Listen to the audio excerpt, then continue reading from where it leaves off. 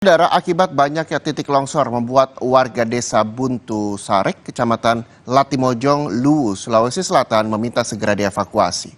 Khawatir terjadi longsor susulan, puluhan warga akhirnya berjalan kaki sejauh 20 km membawa anak-anak dan juga bayi untuk mengungsi ke posko tanggap darurat.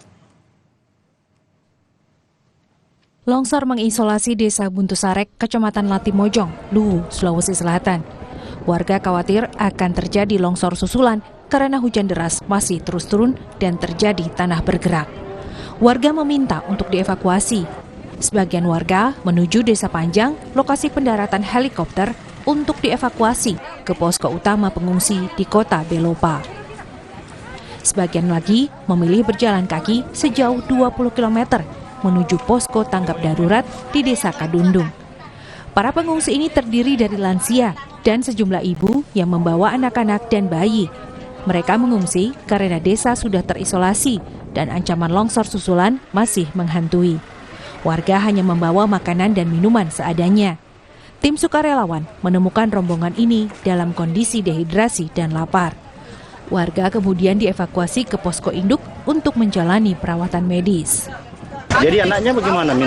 Minum apa begitu, makan apa? Bikin makan mie saja. Itu berapa hari Bu kita perjalanan? Anda dari tadi pagi berangkat, sekitar jam 7:30 tadi berangkat. Terus dijemput?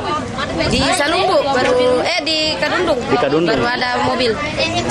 Dijemput sama warga atau siapa? Relawan? Ada juga keluarga, ada relawan, banyak tadi yang menjemput Pak. Ada juga saudara kan. Hari ini berapa orang semua dari atas?